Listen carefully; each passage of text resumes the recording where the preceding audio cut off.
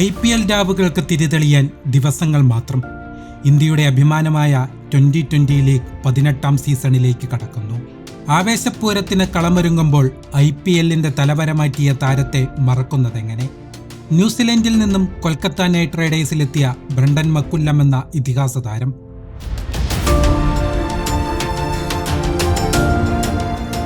Kolkata night റൈഡേഴ്സും royal ചലഞ്ചേഴ്സും തമ്മിലായിരുന്നു പ്രഥമ IPLലെ ഉദ്ഘാടന മത്സരം.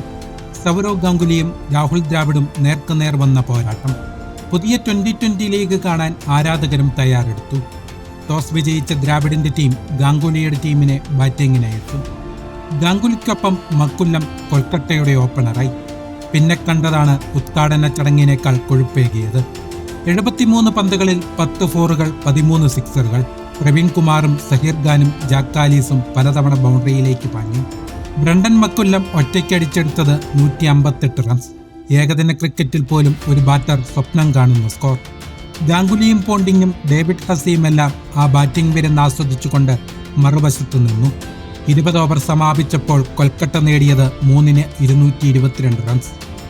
രാഹുൽ ദ്രാവിഡും ജാക്ക് കാലിസും മാർക്ക് ബൗച്ചറും അടങ്ങുന്ന അന്നത്തെ വമ്പന്മാർക്ക് ഈ വലിയ സ്കോർ ചേസ് ചെയ്യാനായില്ല.